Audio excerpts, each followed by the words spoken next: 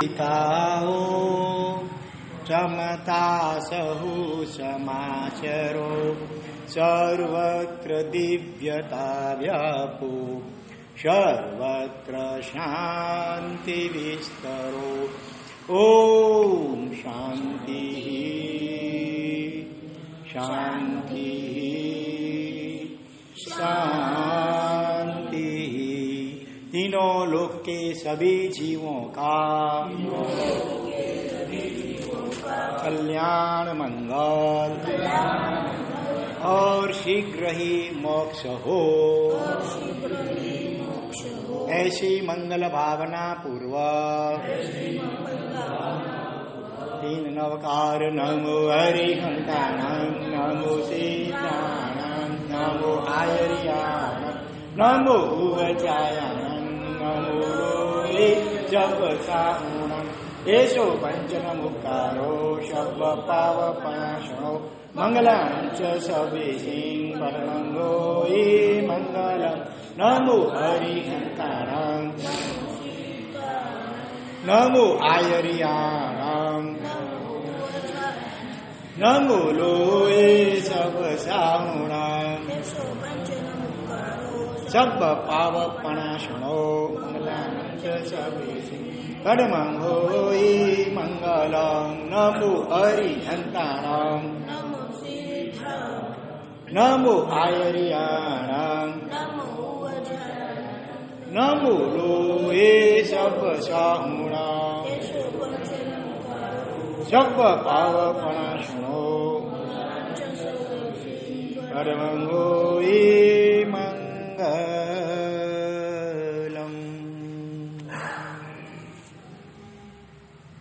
गत व्याख्यान आधारित इनामी प्रश्नोत्तरी के लिए सावधान। प्रश्न नंबर 1, वज्रस्वामी को कौन सी 2 लब्धियां देवताओं ने दी थी?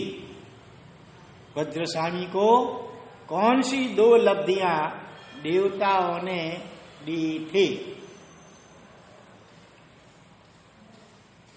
पूरा है तो बोलना नहीं, फिर एक आएगा एक ऐसा नहीं करना। अगर 2 पूरी आती है बोल। एक शरीर बड़ा करने की और एक आकाश का आकाश पे उठने की। क्या आकाश गाम उसको बोलते हैं? आकाश गामिनी, आकाश में गमन करना जिससे हो सकता है आकाश गामिनी। और जो शरीर को बड़ा करने की शक्ति जो तुम बोलो ना, उसका मूल शब्द क्या है? शास्त्रीय शब्द कौन सी लब्धि? वैक्रिय। हाँ तो छोटा है इसलिए तुम्हारा इतना निभा लेते हैं, रख देना इधर। हाँ वैक्रिय लब्धि माने विविध क्रियाएं, जिस शरीर के द्वारा विविध क्रियाएं हो सके, बड़ा भी हो सके ऐसे छोटा भी हो सके, इतना सा। हाँ हल्का भी हो सके, भारी भी हो सके, दृश्य हो सके, अदृश्य हो सकते, ऐसी अलग अलग प्रकार की अनेक विविध क्रियाएं जिस शरीर के द्वारा हो सकती हैं, इसीलिए उसको वैक्रिय शरीर कहा जाता है, विक्रिय लब्धि। हर एक देवता को और हर एक नारकी में भी वो लब्धि होती है, और मनुष्य को और तिरिंच को वो तप वगैरह करने से, ध्यान आदि साधना करने से वो लब्धि उत्पन्न शक्ति हो सकती है, और कभी ऐसे देवता की कृपा से। ख्याल में आया? तो ये क्या शब्द बोलो? कौन सी? वैक्रिय लब्धि। और दूसरी आकाशगामिनी विद्या। ऐसी 2 शक्तियां दी थी। प्रश्न नंबर 2, वज्रस्वामी ने अंतिम समय में कहां पर अनशन किया था, और फिर उस जगह का दूसरा नाम भी क्या पड़ा था? वज्रस्वामी ने कहां पर अनशन किया था, और उस स्थान का दूसरा नाम भी फिर पड़ा था कुछ निमित्त से। वो भी निमित्त क्या? नमो हरिहंताणं। 2 प्रश्न में से एक प्रश्न भी नहीं आता, एक आता है। हाँ वैताड्य पर्वत नहीं।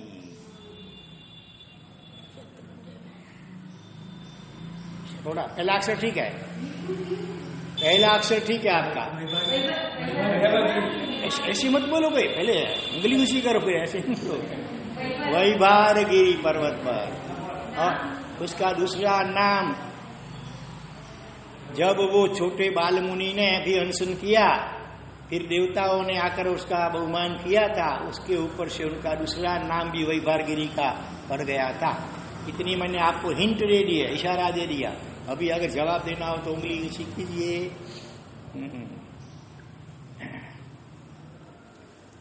भले चलो अभी दे दो इनको ही।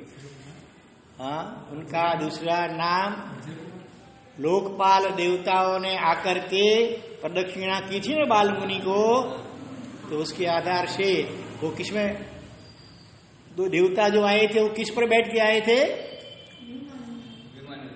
रथ पर, रथ में बैठ करके प्रदक्षिणा की थी, इसीलिए दूसरा नाम क्या पड़ा?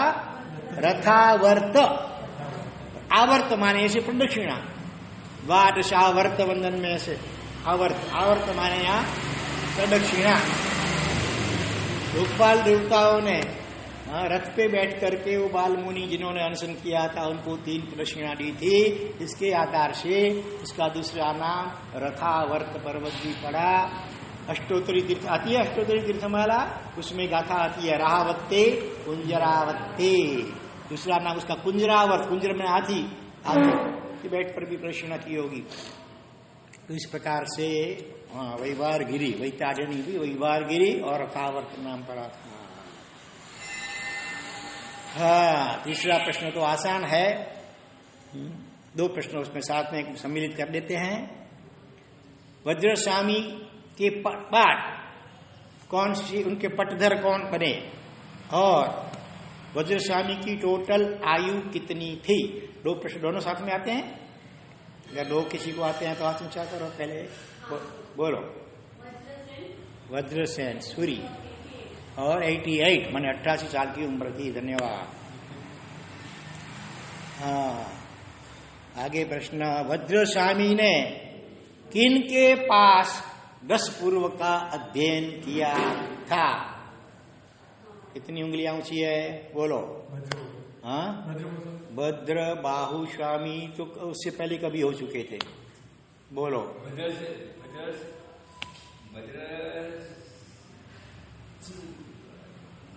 हेरो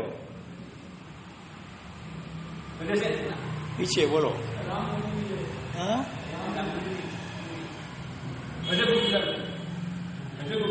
हाँ, भद्र गुप्त सूरी, भद्र बाहु नहीं लेकिन भद्र गुप्त सूरी, ठीक है। हाँ, अभी लास्ट प्रश्न है, कौन से श्रेष्ठी ने वज्रस्वामी की प्रेरणा पाकर के उनकी निश्रा में शत्रुंजय महातीर्थ का जीर्णोद्धार करवाया था? उन श्रेष्ठी वर्य का नाम क्या था? एक उंगली ऊंची हुई, दूसरी हुई, और कोई नई उंगली? याद रखिए। हाँ, बोलो। हाँ, हाँ, जावर थे, जावर सा। अच्छा, भले, जावर सा सेठ, जावर जावर सा सेठ। चलो अभी आज के प्रवचन में आगे बढ़े। नियजतुली बदो वयर ऋषि नंदी सेन सिंहगिरी कय बन्नो असुको सल कुंडरियो के शिखर खंडो। परेशर बाहुबली सज्जाय में 53 महापुरुष एवं 47 महासतियों के नामों का उल्लेख है। उनमें से 47 में से 53 में से कितने का जीवन चरित्र हम लिख चुके हैं अभी तक? 11। आज 12वां नंबर है। 12वें नंबर पर भी कौन आते हैं? नंदीशैन महामुनि। वो नंदीशैन महामुनि 2 हो गए हैं। दोनों के दृष्टांत, एक का आज देखेंगे, दूसरे का शायद कल देखेंगे। तो एक जो नंदीशैन महामुनि, वो भगवान महावीर स्वामी के समय में मगध सम्राट कौन थे? भगवान महावीर के अनन्य भक्त राजा क्षणिक महाराजा, उनके बेटे थे। उनके बेटे ये नंदीशैन थे। क्रमशः जब वो युवावस्था को प्राप्त हुए तब अनेक राजकन्याओं के साथ उनका पाणी ग्रहण विवाह शादी हुए थे और संसार के सुखों को भोगते हुए उनका समय पसार होता था। लेकिन सैनिक महाराजा भगवान महावीर स्वामी के अनन्य भक्त थे। जब भी वहां राजगृह के आसपास भगवान समवसरते थे तो उनकी देशना अचूक सुनते थे। साथ में ये इनका बेटा नंदीशण भी भगवान की देशना अक्सर सुना करता था। और वो जिनवाणी सुनते सुनते नंदीशण फिर भीतर में वैराग्य का रंग लगता गया। रंग डालते हैं ना, होली के दिन आते हैं तो रंग डालते हैं। सच्चा रंग तो वैराग्य का रंग है अथवा भगवान की भक्ति का रंग लगना चाहिए। तो वैराग्य का रंग लगा और एक दिन ऐसा करते करते इतना वो रंग प्रबल हो गया, उनके समझ आ गई कि सच्चा सुख जिसको हम सभी ढूंढते हैं वो शाश्वत और प्योर और स्वाधीन ऐसा सुख ऐसा आनंद वरुण भाई कहाँ पर है? दुलिया की कौन सी बाजार में ऐसा है वो दुकान जहाँ ऐसे सुख मिलता हो, जो सुख आने के बाद कभी जाए नहीं, बढ़ता बढ़ता बढ़ता ही जाए, जिस सुख के साथ दुख की भेड़सेल या मिश्रण न हो, और जो सुख स्वाधीन हो पराधीन न हो, ऐसा सच्चा सुख सभी जीव चाहते हैं। वो है कहाँ कहाँ मिलता है? क्या कौन सी जगह? हमारे हमने खुद में है, हम आत्मा है, आत्मा के अंदर ऐसा आनंद निजान सहज आनंद रहा हुआ है जो कायम टिकता है, जिसमें दुख का मिश्रण नहीं होता है और अगर वो संपूर्ण प्रकट हो जाए तो, और फिर आने के बाद जाता भी नहीं है। ऐसा जो स्वाधीन, इसके लिए कोई दूसरे व्यक्ति की या दूसरी कोई चीज की साधन की भी जरूरत नहीं पड़ती है। ऐसा हमारा मूल आत्म स्वरूप है, अनंत आनंदमय। कल हमने सुना ना, अनंत ज्ञान अनंत दर्शन अनंत आनंदमय और अनंत शक्ति में हमारा मूल स्वरूप है।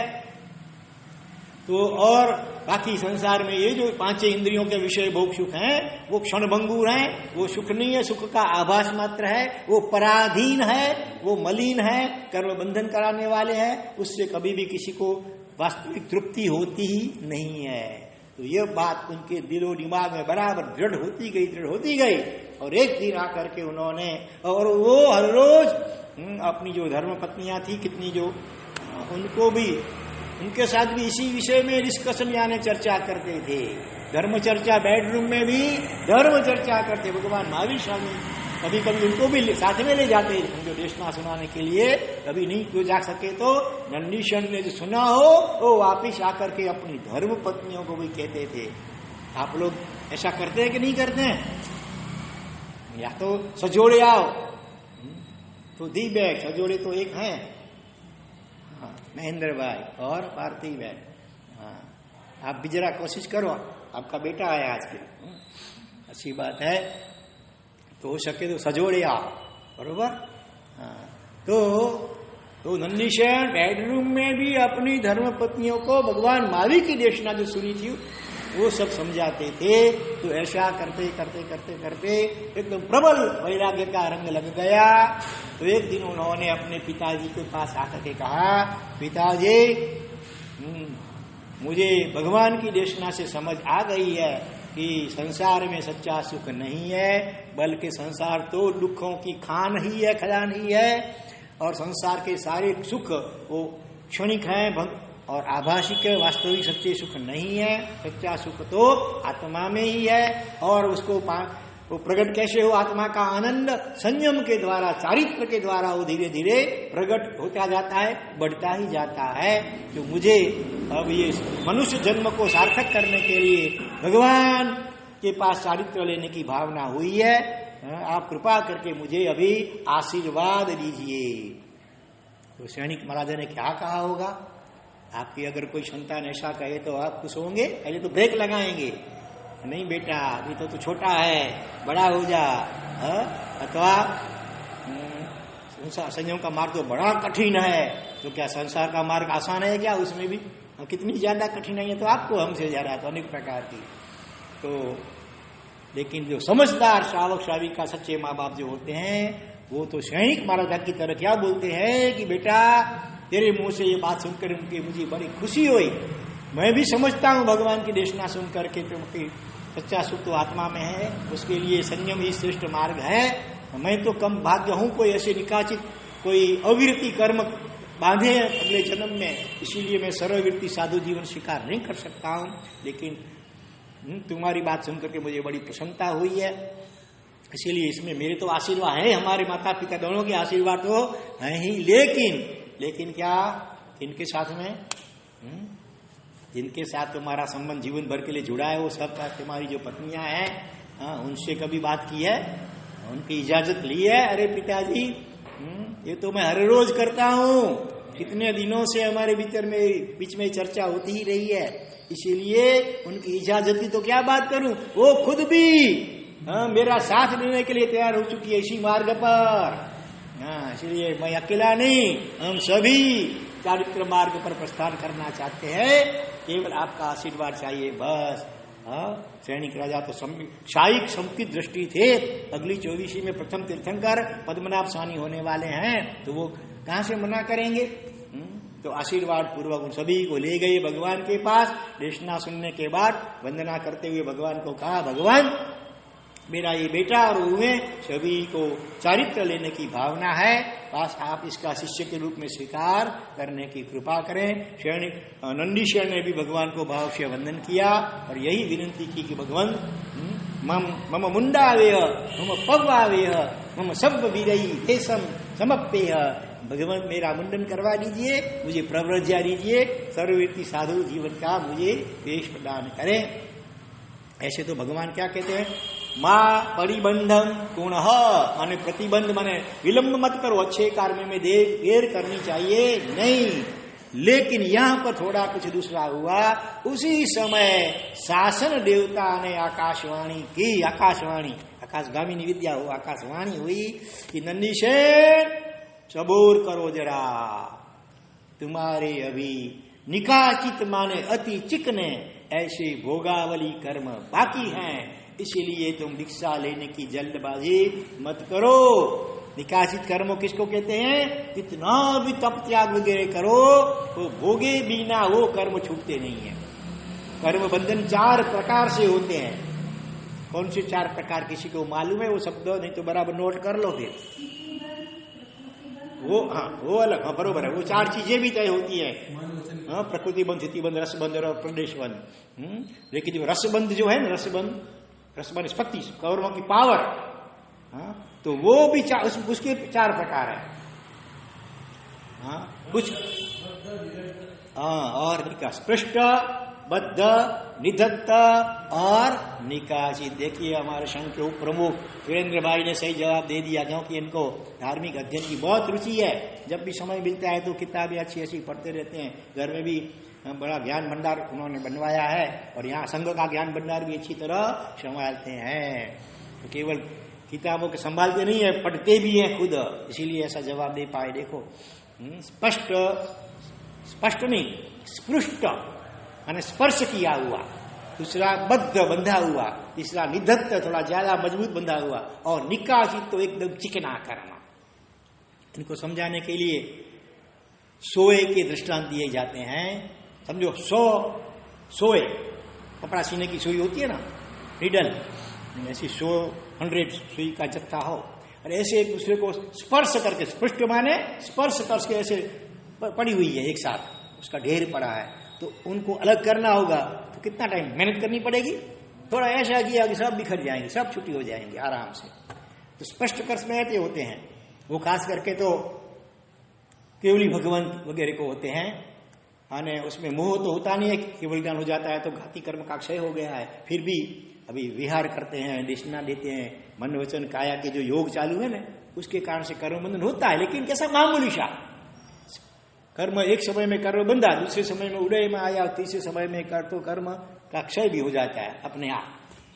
अथवा दूसरा दृष्टांत अथवा उपमा दी जाती है, कोई दीवार हो एकदम तुम कांच जैसी, एकदम स्मूथ निश्ची, उसके ऊपर रेत को फेंकेंगे तो कितना समय टिकेगी, तो स्पर्श करके तो नीचे गिर जाएगी, उसको लगेगी नहीं ज्यादा, स्पर्श करके गिर जाएगी। ऐसे जो कर्म, जब क्रोध मान माया लोग का क्षय हो जाता है ना, वो चिकास है, चिकनास, वो नहीं होता है। जब तो फिर कर्म बंधन जो होता है चलने वगैरह से, बोलने से, वो ऐसा होता है मामूली सा एकदम न के बरोबर, तो वो स्पष्ट कर्म। तो मोक्ष में जाएंगे तभी छूट जाएंगे ये कर्म बंधन।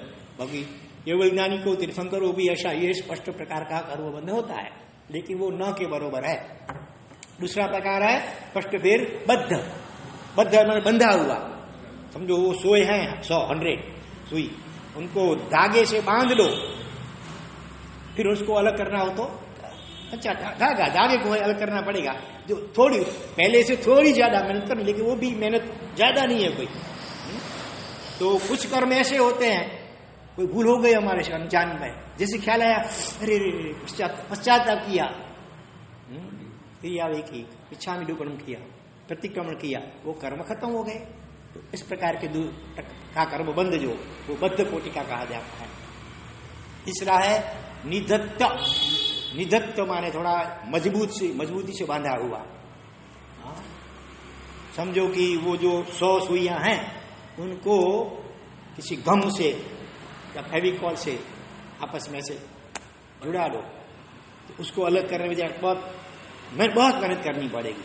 छुट्टी हो सकेगी लेकिन जरा बहुत परिश्रम होगा, तब वो छुट्टी हो पाएगी। तो निधत्त कोटि के कर्म ऐसे होते हैं, वो केवल प्रतिक्रमण या समीक्षा नहीं जाते, वो उसके लिए प्रायश्चित लेना पड़ता है। गुरु महाराज से पश्चाताप पूर्वक उसकी आलोचना प्रायश्चित लेना पड़ता है, और फिर गुरु महाराज जो भी तप वगैरह बताए वो उसके करने पड़ते हैं, तभी वो कर्म दूर हो सकते हैं। तो वो निधत्त कोटि के कर्म।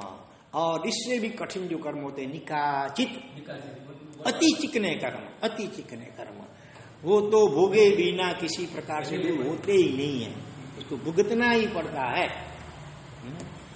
तो ऐसे कितना भी तप त्याग करो, पश्चाताप भी होगा ही। जब तक वो कर्म का उदय होगा तब तक वो सच्चा पश्चाताप भी नहीं हो सकेगा भीतर से, तो वो तो भुगतना ही पड़ता है। उसको निकाचित कर्म कहते हैं। जैसे हम पाप कर्म करते हैं, पाप कर्म करने के बाद राजी होते हैं, खुशी मनाते हैं, तो वो पाप कर्म चिकने हो जाते हैं एकदम, वो बिना भोगे छूटते ही नहीं है।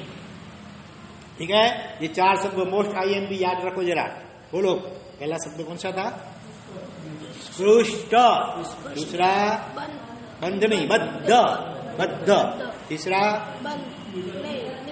निधत्त, तुम बराबर उपयोग से सुनो, निधत्त। और चौथा निकाचित, बरोबर। स्पष्ट, स्पृष्ट बोला, स्पष्ट नहीं, स्पृष्ट, बद्ध, निधत्त और निकाचित। कोई कपड़े के दाग ऐसे होते हैं, कोई कितना भी तुम लगाओ सर्फ, वो भी बरस वो भी जाते नहीं है। खास करके चाय वगैरह के दाग होते हैं, तुरंत धोए तो निकल भी जा सकता है, लेकिन कुछ समय होने के बाद अगर धोएंगे तो निकलेगा नहीं। कितना साबुन, पानी, ब्रश कुछ भी करो वो जाएगा नहीं। तो वो ऐसे निकाचित कर्म ऐसे होते हैं कि वो भोगे बिना छूटते ही नहीं है। इसलिए देखो, शैणिक महाराजा थे, भगवान महावीर स्वामी के परिचय में आए, उससे पहले वो तो अपना मिथ्यात्वी थे, जब तो शिकार वगैरह भी करते थे। तो शिकार करने के लिए गए और एक सगर्भा हिरणी उसके पीछे घोड़ा दौड़ाया और बाण छोड़ा, पेट में लग गया, गिर गई, भीतर में बच्चा था, दोनों एक साथ वो मर गए। तो उस वक्त सैनिक राजा ने क्या किया? खुशी मनाई। पश्चाताप करने के बजाय खुशी हुए कि मैं कितना ताकतवर, मैं कितना निशानेबाज, एक साथ 2 को खत्म कर दिया। हिंसा का पाप किया, शिकार का पाप किया और ऊपर से खुशी मनाई, तो वो निकाचित हो गया, चिकना कर्म हो गया। बाद में महावीर स्वामी के परिचय में आए, उनकी देशना सुनी और जब पता चला कि इस वजह से मैंने निकाचित नरक की आयु बांध ली है, इसी आज नरक में है, भविष्य के तीर्थंकर होने वाले, फिर भी आज प्रथम नारकी में है, नरक में। तो भगवान को बहुत विनती की, भगवान नरक के दुखों से घबरा करके मैं ये नहीं बोल रहा हूं, लेकिन आपका ऐसा विशिष्ट भक्त होकर के भी अगर मैं नरक में जाऊंगा तो दुनिया में आपकी कीमत कम होगी। दुनिया क्या बोलेगी? अज्ञानी लोग क्या बोलेंगे? देखो, भगवान महावीर स्वामी भी अपने ऐसे विशिष्ट भक्त को नरक से बचा नहीं पाए, तो लोग आपके लिए ऐसी टीका करेंगे, वो मेरे से सहन नहीं होगा। इसलिए भगवान कोई ऐसा उपाय बताओ कि मेरी नरक टल जाए, ताकि दुनिया कोई आपकी टीका न करे। भगवान जानते थे निकाचित कर्म हो गया है, बिना भोगे नहीं छूटेगा। फिर भी उस आश्वासन के लिए अलग अलग अलग अलग 4 उपाय बताए। चारों में से एक भी उपाय वो सफल नहीं हो पाए। कौन सा उपाय था? एक उपाय सबसे पहले वो कसाई का ले लो। वो काल सौकरिक नाम का कसाई था, बुच्चर खाना चलाते हैं जो कसाई, रोज को 500 पाड़ा उसको मारता काटता था। क्षणिक राजा ने कहा, भगवान महावीर ने क्षणिक को, कि अगर वो एक दिन के लिए भी हिंसा बंद कर सके, तुम उसको बंद करवा सको तो तुम्हारी नलक टल सके। लेकिन वो भी नहीं हो सका। बुलाया राजा ने और उसको आदेश दिया कि एक दिन के लिए तुम और हिंसा नहीं करनी है। वो बेचारा हाथ जोड़ करके रोने लगा कि आप दूसरा जो भी मुझे कहो आप, मैं तैयार हूं, लेकिन ये मुझसे नहीं होगा, मेरा ये व्यसन बन गया है, इसको मैं नहीं छोड़ पाऊंगा। तो क्षणिक राजा ने क्या किया, उनको एक कुएं में उतार दिया, जहाँ पानी बहुत कम, पानी नहीं था, थोड़ा सा कीचड़ जैसा था, ऐसे गहरे कुएं में उतार दिया। ऊपर वॉचमैन को रख दिया पूरी रात 24 घंटे। फिर बाहर निकाला और भगवान के पास गई, भगवान अब तो मेरी नरक टल गई ना, मैंने इस तरह से उसको रोक दिया है। भगवान ने कहा नहीं, पूछो उसको वो क्या बोलता है। बुलाया, उसने क्या कहा,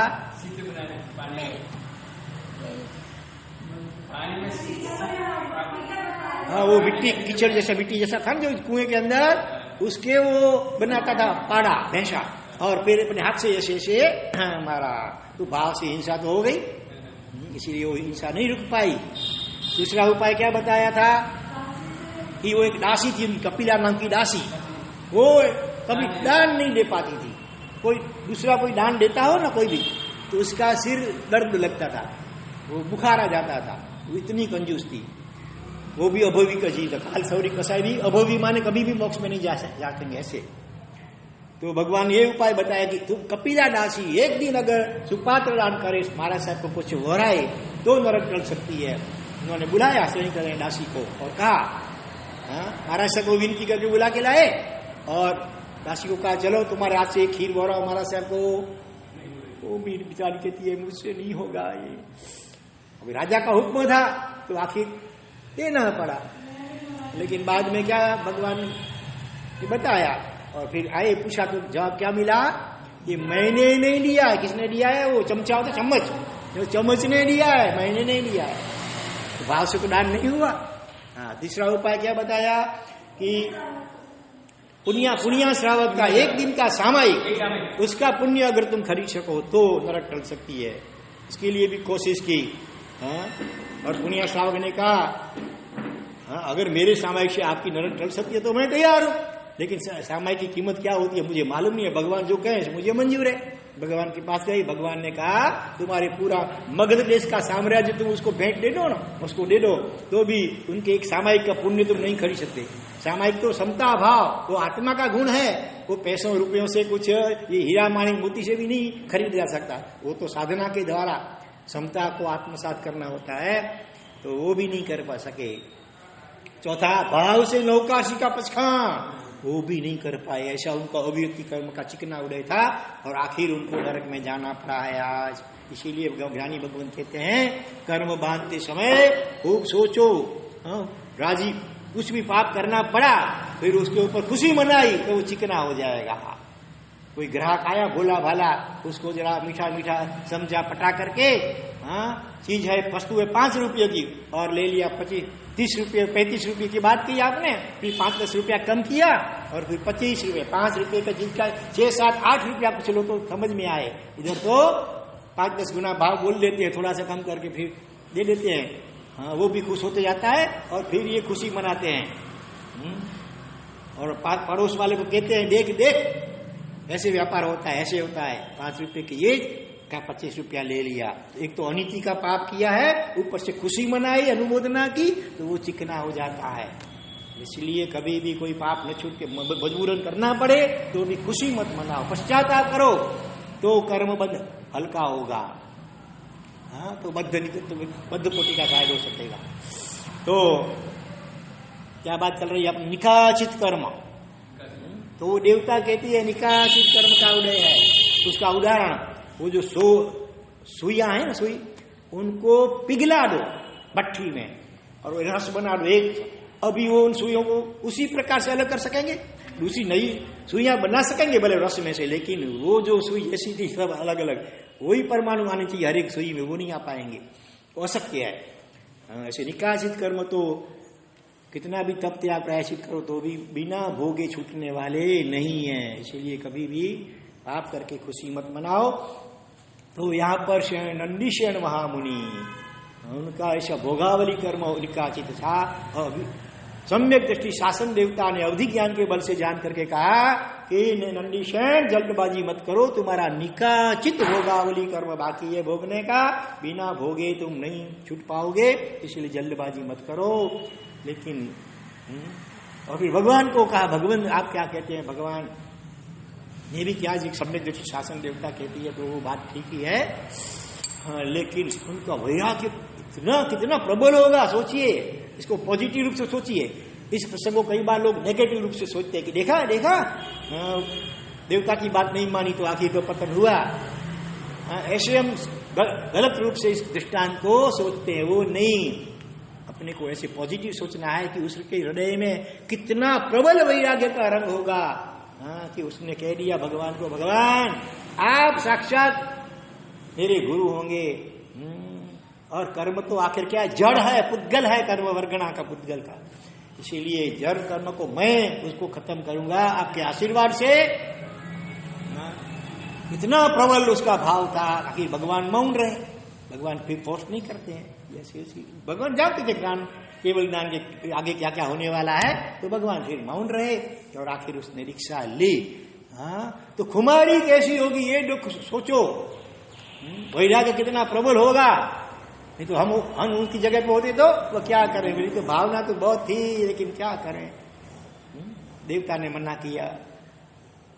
हम तो ऐसे ही बोल लेते महाराज क्या करें, हमारे नसीब में भाग्य में होगा तो मिलेगा, हमारे भाग्य ऐसे कहाँ। क्या हमको ऐसा ऋषि का अवधि ज्ञान कुछ ज्ञान है जिसकी वजह से हम जान सके कि हमारे भाग्य में क्या लिखा है। लिखने वाले कौन होते हैं, भाग्य हम लिखने वाले होते हैं। एक कवि हो गए गुजरात में शेख आदम आबूवाला, उन्होंने क्या कहा है कि हमारू भाग्य छे ने भाग्य ने जाते घड़ी लई, हमारा भाग्य हम ही भाग्य विधाता है अपने भाग्य का। भाग्य माने लक, कर्म, नसीब, जैसे अगले जन्म में हमने अच्छे या बुरे कर्म किए हैं उसके अनुसार हमारा ये भाग्य का निर्माण होता है। तो भाग्य के निर्माण करने वाले हम ही होते हैं। तो और विधि जो अंतरायो नाक से तो आथड़ी लईशु, विधि कोई कहते भगवान ब्रह्मा जो भी कहो, वास्तव में कोई भगवान ब्रह्मा या विधि नहीं करता है, कर्म के उदय से सब होता है। अंतराय कर्म जो होते हैं वो भी अपने अगले जन्म में किसी को अंतराय किया होगा तो वो कर्म कभी उदय में आते हैं और अंतराय होते हैं। तो यहां कहते हैं विधि जो अंतरायो नाक से तो आखड़ी लईशु, विधि के साथ भी हम टक्कर ले लेंगे। खमीर छे ने खुमारी छे हमारा प्राण मा मित्रों, नरेंद्र मोदी कहते हैं मित्रों कहते हैं ना संबोधन में, भाइयों हमारे प्राण में खमीर है और खुमारी है। क्या है, लथड़सू तो फरी थिर खासू अने लड़ी लईशु। मानो कभी कुछ काम करने का शुरुआत की, उसमें विघ्न आए, थोड़ा सा गिर गए, वापिस खड़े हो जाएंगे, फिर हो जाएंगे और वापिस हम लड़ाई करेंगे। ऐसी बात थी नंदीशयन की। शासन देवता ने कहा फिर भी रुक नहीं गए, क्या करूं, मेरी तो भावना थी, देवता ने मना किया तो अभी चलो घर पे भाई, बाद में सोचेंगे। वो नहीं, प्रबल रंग होता है तो कोई नहीं रोक सकता है। आखिर उन्होंने दीक्षा अंगीकार की।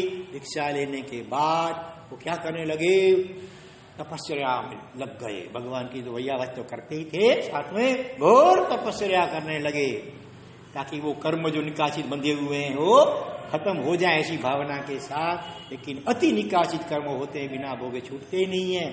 तो कुछ समय के बाद वापिस वो जब वो भोगावली कर्म का उदय होता है, वापिस अनादिकालीन संस्कार है जीव के वासना के भोग के, वापिस चित्त में उदय में आते हैं और विषयों के प्रति, भोगों के प्रति उनका मन जाता है। मुक्त भोगी थे, अपना पूर्व संसार समझो बार बार याद में आ जाता है, मन चंचल हो रहा है। तो इसलिए ऐसा नहीं है कि छोटी उम्र में डिक्सेल है उसका पतन हो जाए। अरे मुक्त भोगी भी गिरते हैं, उनका पतन होता है।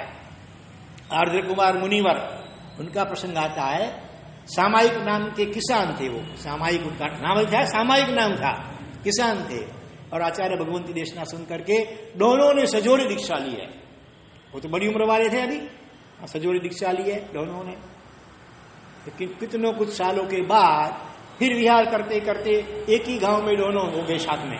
इधर आचार्य भगवंत परिवार साथ आए, उधर साधु जी भगवंती परिवार के साथ में आए हैं। फिर अपनी पत्नी जो साधु जी बन गई हैं उनको देख करके वापिस मन चंचल हुआ। इनका आर्द्र कुमार का पूर्व भाव सामायिक मुनि का अपने मन को बहुत समझाया। लेकिन क्या करूं मन थिर नहीं रहता, अधर फिरे मन मेरा। मन को बैर बैर समझाया, समझ समझ मन मेरा। मगर क्या करूं मन थिर नहीं रहता, अधर फिरे मन में। ऐसा मन चंचल विचित्र है। तो भुक्त भोगी को ज्यादा संभावना है, इसलिए 9 जो वार्ड बताई है भगवान ने शील की, उसमें पूर्व में जो भोग भोगे उनको याद नहीं करना चाहिए। एक वार्ड ये भी है ना 9 वार्ड में। हाँ, लेकिन निकाजित कर्म के उदय से मन चंचल हो रहा है। नंदीश्वर महामुनि का शासन देवता की वो वाणी याद भी आई, लेकिन उन्होंने जो कहा था ना, मैं लड़ लूंगा कर्मों के साथ, तो उन्होंने क्या घोर तपस्या, मासिक श्रवण के पालना, मासिक श्रवण वगैरह ऐसी घोर तपस्या का प्रारंभ कर दिया। फिर भी मन शांत नहीं होता है, ऐसा मन है। अलग अलग बहुत उपाय किए लेकिन मन शांत नहीं हुआ। तो उनको लगा मैं मर जाऊंगा बेहतर, लेकिन मैं संसार में तो नहीं फंसूंगा, वापिस घर पे नहीं जाऊंगा। भगवान महावीर का शिष्य और सैनिक महाराजा का बेटा, मैं संसार तो कभी नहीं जाऊंगा। तो इसीलिए उन्होंने मेरे ख्याल से अभी गले फंडा लगा करके आत्महत्या की कोशिश की, लेकिन शासन देवता ने वो फंडा भी तोड़ दिया। तुम ऐसे नहीं भर पाओगे, भोगावली कर्म भोगे बिना नहीं छूट पाओगे। जहर भक्षण किया, विष खा लिया, फिर भी बच गए, नहीं मरे। तो उपाय कितने किए इन्होंने, देखो। आखिर निकाचित कर्म उदय में थे। तो एक दिन ऐसा हुआ, मासिक श्रवण के समझो पारने के दिन निकले हैं गोत्री भिक्षा लेने के लिए, और मालूम नहीं था एक बड़ी हवेली थी, उसमें धर्मलाभ कहते हुए अंदर में प्रवेश किया।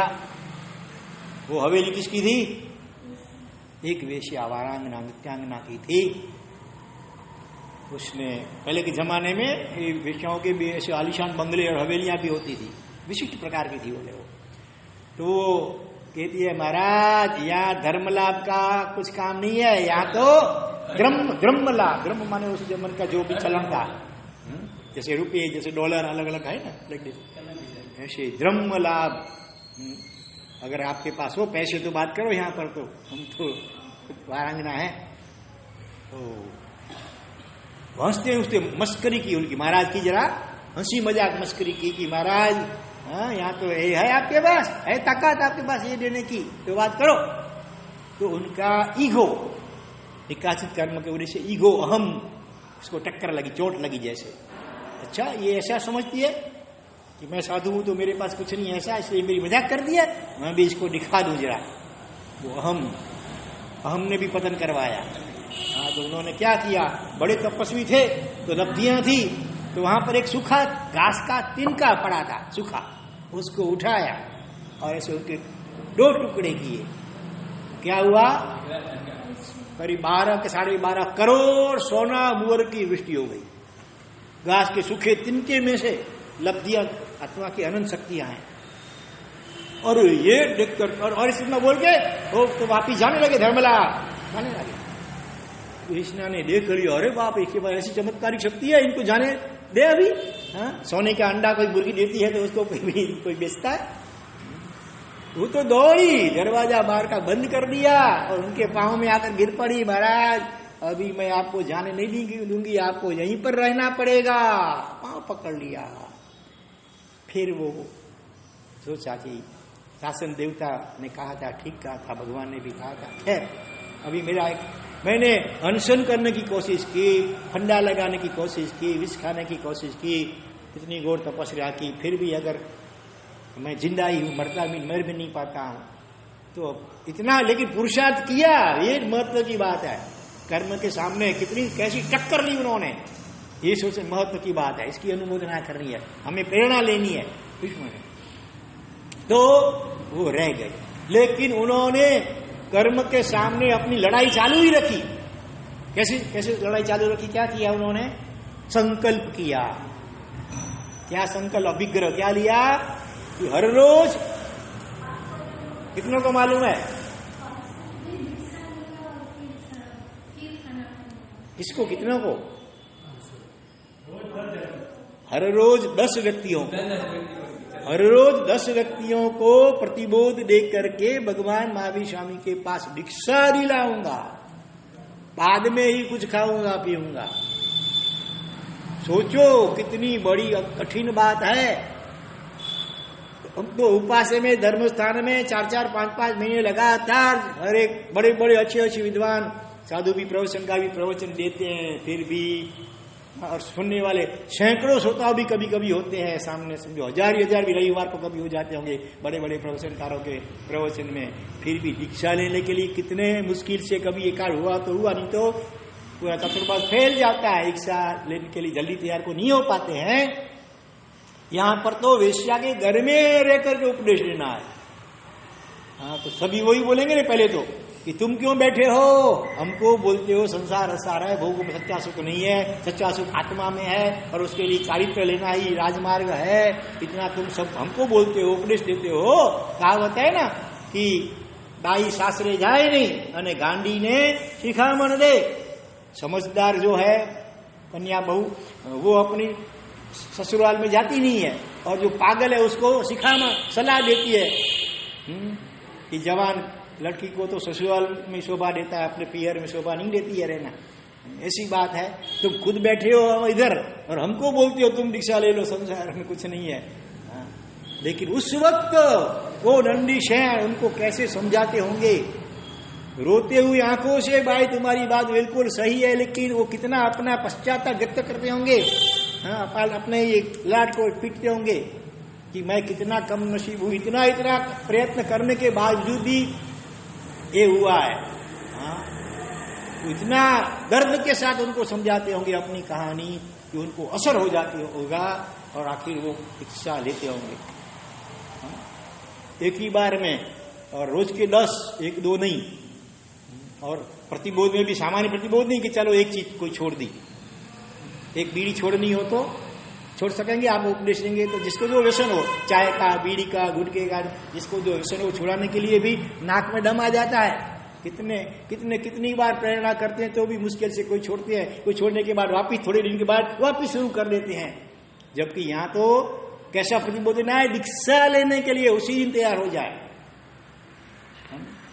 हमको कई बार ऐसा विचार आता है कि वो जो आजकल साइंस इतना आगे बढ़ा है, ऐसे प्रवचन जो भी रिकॉर्ड होकर के जाते हैं जब यूट्यूब वगैरह के ऊपर, तो कितने सालों के बाद कोई भी व्यक्ति उसको डाउनलोड करके सुन सकता है ना।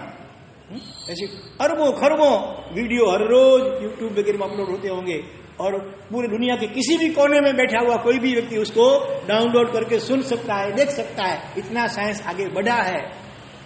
तो भगवान महावीर ने जो देशना दी हुई कि 2500-2500 साल पहले, और साथ में ये नंदीशरण महामुनिवर ने जो उनको समझाया होगा, वो जो भाषा वर्णना के पुद्गल, वो भी तो आकाश में विद्यमान ही होंगे।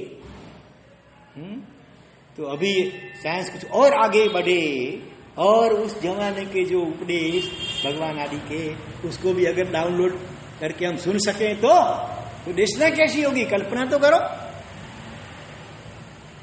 ऐसा कितना दिन चला, कितने दिन तक ये कार्यक्रम चला, रोज का 10 को प्रतिबोध देने का, बाद में ही पचखान पाने का, कुछ खाने का। कितने दिन चला नहीं मालूम। 12 साल तक। एक साल के 360 या 65 दिन गिनो, उनको 12 से गुनो, कितने दिन होते हैं, उसको फिर 10 से गुनो। रोज का 10 को प्रतिबोध करते थे। तो आंकड़ा कितना बड़ा हो जाएगा। भगवान महावीर के शिष्य कितने थे? 14,000 थे। इससे भी कई गुना, गौतम स्वामी के 50,000, उससे भी शायद ये आंकड़ा बहुत आगे निकल जाएगा। तो कैसी देशना दी होगी नंदीश्वर महामुनिवर ने, और कर्म के सामने लड़ाई करने के लिए कैसी भीष्म प्रतिज्ञा का संकल्प लिया। सोचो, हमें ये प्रेरणा लेनी है। हाँ, कर्म के रोने रोने नहीं है, कर्म जड़ है, और गिरे फिर भी जैसे कैसे उठ गए आगे। कबीर कहते हैं, मार्ग चलते जो गिरे ताका नहीं अफसोस। रास्ते में कोई जा रहा है, चलते चलते कोई गिर गया तो वो इतना अफसोस पात्र नहीं है। लेकिन कहत कबीर बैठा रहे ताका बड़ा अफसोस। जो चले ही नहीं, गिरने के भय से चलने का प्रारंभ ही ना करे, मैं चलूंगा कहीं ठोकर लग जाएगी, गिर जाऊंगा, हड्डी टूट जाएगी, तो बैठे ही रहे दिन रात अपने घर में बस। वो बड़ा अफसोस के लिए पात्र है व्यक्ति। पुरुषार्थ तो करना ही चाहिए, चलना ही चाहिए, धर्म में पुरुषार्थ करना चाहिए। कभी गिर गए तो मलहम पट्टी करवा लेंगे, ड्रेसिंग करवा लेंगे। कई बार घरों के अंदर सीढ़ियां होती है ऊपर चढ़ने के लिए, डुप्लेक्स होते हैं, डुप्लेक्स मुंबई जैसे शहरों में एक ही बंगला होता है, उसमें ऊपर भी होता है, तो उस पर चढ़ने के लिए सीढ़ी होती है। और सीढ़ी में कभी गिर भी गए तो फिर चढ़ेंगे नहीं। यहाँ पर शीतलनाथ भगवान कितनी सीढ़ियां हैं ऊंची ऊंची, गिरनार जैसी, फिर भी जाते हैं। और कोई कोई तो ऊपर भी जाते हैं ना, नमीनाथ भगवान तक भी जाते हैं। हाँ, हो सकता है कभी बारिश में पांव फिसल जाने की संभावना हो, फिर भी भक्ति है तो जाते ही है। गिर गए कभी तो फिर मतलब पट्टी करवा लेंगे, लेकिन गिरने के भय से जाना ही नहीं, ऊपर चढ़ने का प्रयत्न ही नहीं करना, वो तो बड़ा अफसोस का पात्र है। और दूसरा, उमाशंकर जोशी हो गए कवि गुजरात में, उन्होंने क्या कहा है, निशान चूक माप। निशान, कोई निशान लेता है और निशान चूक जाता है, वो लक्ष्य को विंध नहीं पाता है, वो माफी के पात्र है। लेकिन क्या क्या माफी के पात्र नहीं है? निशान चूक माप नहीं, माप नीचू निशान। निशान को नीचा कर दो पहले, बड़ा आदर्श लक्ष्य रखना चाहिए, फिर भले कभी लक्ष्य को सिद्ध कर सके नहीं कर सके, वो माफ है। लेकिन पहले से ही निशान को छोटा नीचा ही रखेंगे तो आगे कैसे बढ़ेंगे? हाँ, मोक्ष का लक्ष्य रखना है हमें, तो उसके लिए चारित्र का लक्ष्य रखना है, उसके लिए पुरुषार्थ करना है, उसके लिए सम्यक दर्शन का लक्ष्य रखना है हमने इस जन्म में। उसके लिए पुरुषार्थ कैसे करना है वो अभी एक दो दिन में आगे आएगा। ठीक है, निशान लक्ष्य हमेशा ऊंचा रखना चाहिए, आदर्श हमेशा बड़े महान रखने चाहिए। देखो 5 फुट का गड्ढा है, समझ लो यहां से 5 फुट का गड्ढा है, उसको जंप लगा करके जहां पार करना है, तो जंप लगाने वाले को क्या करना चाहिए? जैसे 5 नहीं, मुझे उधर पहुंचना है, 10 फीट तक पहुंचना है, ऐसा लक्ष्य रख करके उसको पुरुषार्थ करना चाहिए। जब वो 10 लक्ष्य रखेगा तो 10 के ऊपर नहीं, 9, 8, 7 या 6 पर पहुंच पाएगा, और वो 5 फीट का गड्ढा उसको पार कर पाएगा। लेकिन पहले से ही 5 फीट पे ही लक्ष्य रखेगा तो सकता है नीचे 4 फीट पर लगाए और गिर जाए खड्डे में, अथवा पहले से कांपता रहे, अरे बाप रे कैसे होगा कैसे होगा, डरता रहेगा, तो वो तो निश्चित गिरने वाला है गड्ढे में। हिम्मत करके 5 की बजाय 10 फीट का लक्ष्य रख करके अगर वो कोशिश करेगा तो फिर वो 5 फीट का गड्ढा अवश्य पार कर सकेगा। इसलिए हमारे जीवन में हमेशा लक्ष्य ऊंचे रखने चाहिए। ठीक है, मासिक समर की भावना से प्रारंभ करेंगे तो मासिक समर नहीं हुआ तो 28 या 16 उपवास हो जाएगा। पहले से छोटा लक्ष्य रखेंगे, क्या करें, नहीं होता है, भूख होती लगती है, तो फिर एक उपवास भी नहीं कर पाएगा। इसीलिए लक्ष्य हमेशा बड़ा ऊंचा रखो, बरोबर, कि मुझे तो महाराज बनना है, बरोबर नहीं? हाँ, फिर महाराज नहीं बन पाएगा तो व्रतधारी श्रावक बनेगा। लक्ष्य को हमेशा ऊंचे से ऊंचा रखो। आप व्यापार में भी लक्ष्य तो देखते करोड़पति बनना है, फिर करोड़पति नहीं बन पाए तो लक्षाधिपति बनेंगे। पहले से 1000पति में संतोष रख लिया, लक्ष्य नीचे रखेंगे तो फिर लक्षपति और कोट्याधिपति कैसे बन पाएंगे? इसलिए हमेशा धर्म के अंदर भी खास करके ऊंचे से ऊंचा लक्ष्य रखना चाहिए। तो यहाँ नंदीश्वर महामुनिवर ने कितना ऊंचा लक्ष्य रखा, भले निकासित कर्म है मैं उसको तोड़ दूंगा, वो कर्म तो जड़ है, मैं चेतन आत्मा हूं और भगवान महावीर स्वामी की कृपा है। तो कर्म में भले एक बार उनको पटका नीचे, लेकिन वो पड़े नहीं रहे। अब क्या करूं, निकासित कर्म है तो पूरी जिंदगी वो वेश्या के वहां पड़े नहीं रहे, रोज लड़ाई चालू रखी कर्मों के सामने, 10 को प्रतिबोधित करते बेचते रहे। ऐसे करते करते अभी निकासित कर्म पूरे होने आए थे 12 साल के बाद। फिर क्या हुआ, एक दिन कोई आया, 9 लोग प्रतिबोधित हो गए, 10वां केवल एक बाकी था। लेकिन वो इतना जिद्दी था, वो प्रैसौनी था और इतना जिद्दी था, बस उसकी तो एक ही दलील थी, तुम क्या क्यों यहाँ बैठे, इतना समझते हो और हमको बोलते हो, तो तुम क्यों नहीं निकलते, रिक्शा नहीं लेते, पहले ये बोलो। मैं तुम्हारी दूसरी कोई बात, तुम्हारे नाटक में सुनने वाला नहीं हूं कि क्या करूं, मुझे ऐसा हो गया, मैंने इतना ऐसा किया फिर भी नहीं हुआ, ये कोई बात नहीं सुनने वाला, तुम निकलो। इधर क्या हुआ, भोजन को देरी हो रही थी, बेचारी वो वेश्या बार बार प्रतीक्षा कर रही थी, बार बार बुझा, चलो जल्दी चलो जल्दी चलो, भोजन ठंडा हो रहा है। और शायद उनके बिना वो भी खाती नहीं थी, इतना हो गया था लगा। तो आखिर वेश्या ने कंट्रोल करके क्या बोल दिया कि अगर दूसरा 10वां वो नहीं होता है तो 10वें तुम हो, लेकिन अभी तो चलो खाने के लिए चलो। कर्म पूरा हो गया था ना, पकड़ ली इस बात को। तुमने ठीक कहा है। वो कपड़े उन्होंने कहीं रखे थे अभी तक घर में, 12 साल हो गए, फिर भी साधु का वेश रखा था, हर रोज उसको वंदना करते थे। और कर्म पूरा हुआ, भोजन खाने की बात रह गई, ऐसे उठाया वो कपड़ा वेश और चलते दिए धर्मला, बस मैं टाइम पूरा हो गया। तुमने ठीक ही कहा, तुमने अच्छा कहा कि 10वें तुम, अभी तुम बात को कल मत जाना, टाल मत देना। वो बेचारी घबरा गए, अरे अरे मैं तो मजाक करी थी स्वामीनाथ, पीछे लौटो पीछे लौटो। अब पीछे मुड़ के देखे वो अलग, दूसरे कोई, हम नहीं। वो निकले सीधे सड़सड़ाट कहां पहुंच गए, भगवान महावीर स्वामी के पास पहुंच गए, प्रायश्चित लिया और वापिस दीक्षा ली उसी जन्म में। कायर लोग होते तो क्या पूरी जिंदगी उधर ही बैठ जाते कोई, लेकिन प्रबल पुरुषार्थी थे, प्रबल वैराग्य का रंग था, तो कर्मों के सामने, निकाचित कर्मों के सामने भी लड़ते रहे। आखिर तो उसका भी एक दिन अंत हुआ और वापिस उन्होंने दीक्षा ले और साधना की और मेरे ख्याल से मोक्ष में ही गए। भगवान थे तो उस समय तो मोक्ष भी सुलभ था। तो इस दृष्टांत में से हमें ये प्रेरणा लेनी है, पॉजिटिव प्रेरणा लेनी है कि पुरुषार्थ को प्रबल बनाना है। भगवान महावीर स्वामी का कर्मवाद हमको पुरुषार्थहीन बनने की प्रेरणा नहीं देता है, प्रबल पुरुषार्थ करने की प्रेरणा देता है। पुरुषार्थ प्रबल करेंगे तो कैसे भी कर्म होंगे वो एक दिन हटने वाले हैं। ठीक है,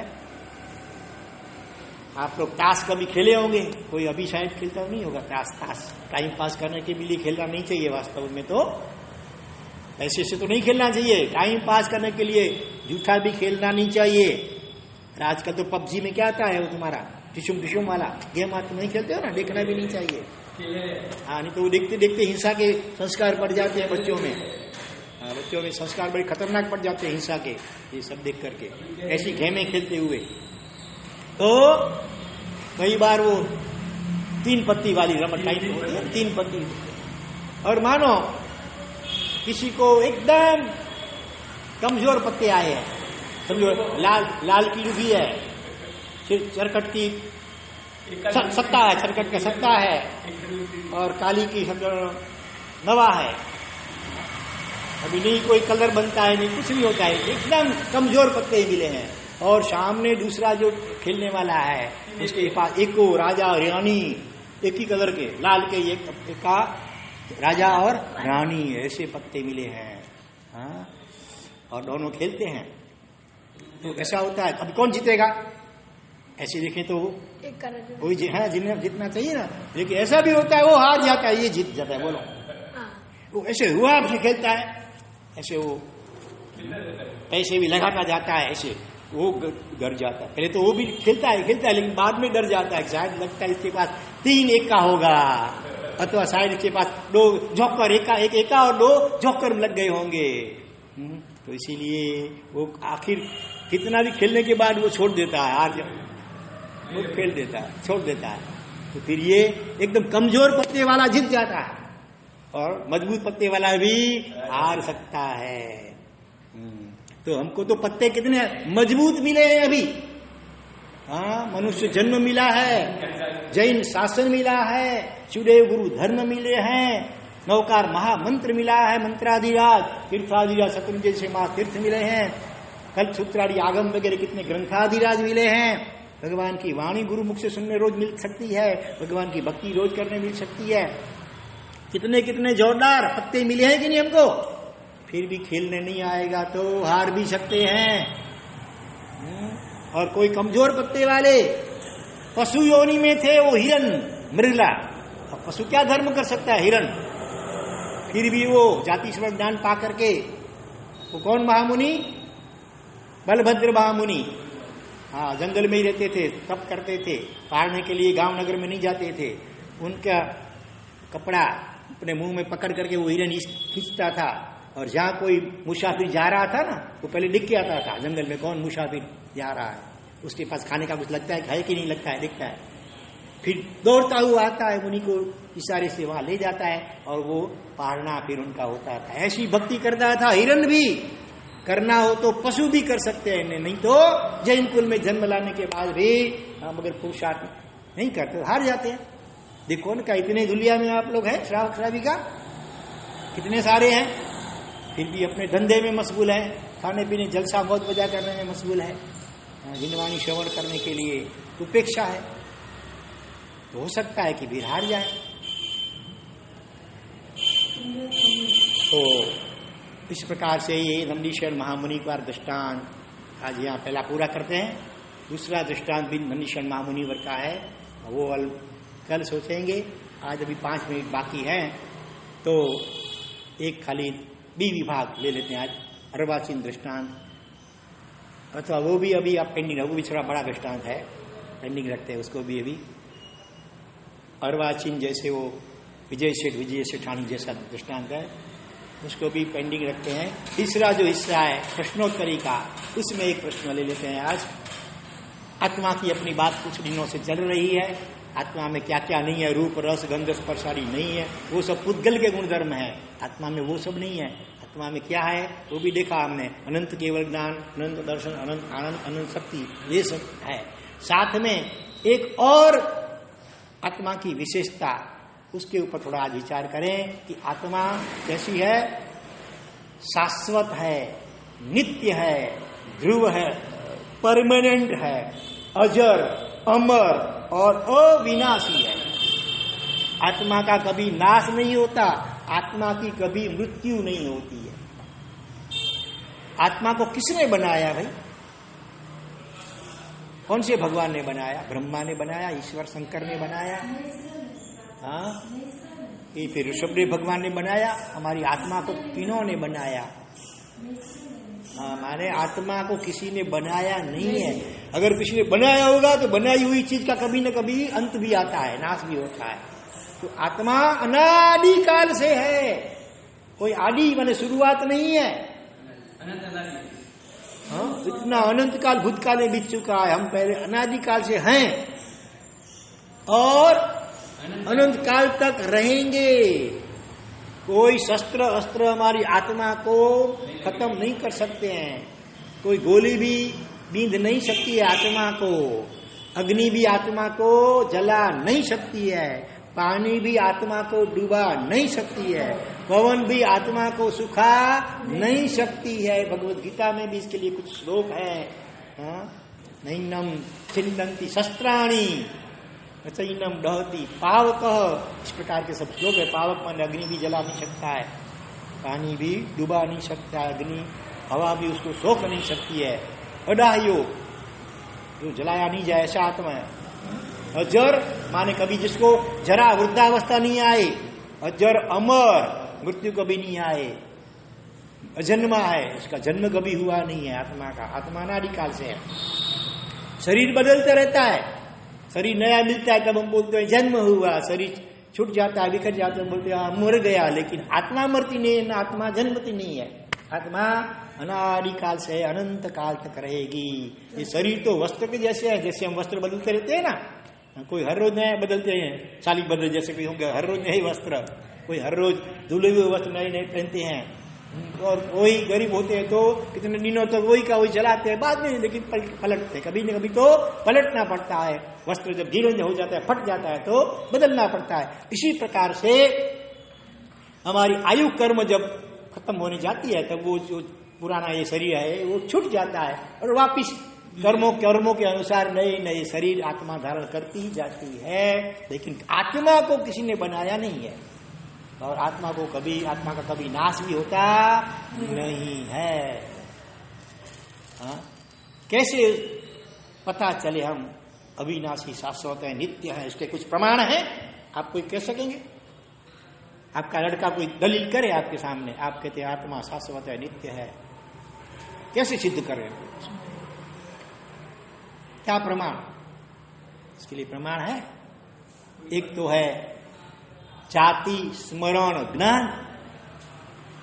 जाति माने जन्म, या ब्राह्मण क्षत्रिय वैश्य जाति अथवा हिंदू मुस्लिम ये जाति की बात नहीं है। जाति माने जन्म, उसका स्मरण, पूर्व जन्म की स्मृति कि कई किस्से आपने सभी शायद सुने होंगे, पढ़े होंगे, या किसी को मिले हैं आप में से कोई, किसी को ऐसे व्यक्ति को मिले हैं जिसको अपना अगला जन्म याद हो?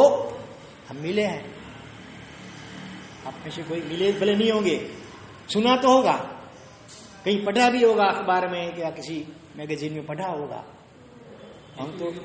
हम तो ऐसे व्यक्ति को मिले हैं जिनको अपने 2 पूर्व जन्म याद है। गुजरात के अंदर मेहसाणा के पास में आगे कौन सा गांव, थोड़ा तीर्थ जैसे बटेवा पास चाणस्मा, जहाँ बटेवा पार्श्वनाथ भगवान मूल नायक के रूप में है। 108 पार्श्वनाथ में बटेवा पार्श्वनाथ है ना, जो वेलू के बने हुए थे, अभी वज्र जैसे बन गए समझो। तो चाणस्मा के अंदर सेवंतीलाल भाई उनका नाम, सेवंतीलाल, उनको हम 2 बार मिले। हमारा चतुर्मास से एक बार शंखेश्वर में था तब भी वो मिले थे, और एक बार विहार करते करते चाणस्मा गए थे तब भी वो मिले थे। अगले तीसरे जन्म में वो एक किसी परिवार में जन्म था और उनको दूध पिलाया जाता था। जो बच्चा छोटा था दूध पीता था, माँ ने कटोरी में दूध दिया तो बच्चा कहता है इतना दूध मुझे क्यों देते हो, मैं तो इतना बड़ा थाली भर करके दूध पीता था। पहले तो छोटे बच्चे की बात इग्नोर करते हैं लोग, बार बार बोलने लगा तुमने कभी इतना दूध पिया? अरे मैंने अगले जन्म में पिया है। तुम कहाँ थे? मैं विरमगाम था, एक पटेल के घर में था, अभी जैन परिवार में। उस जन्म में एक पटेल के घर, उनके घर में गाय भैंसे रहती थी, बहुत दूध मिलता था, तो बहुत दूध पीता था वो।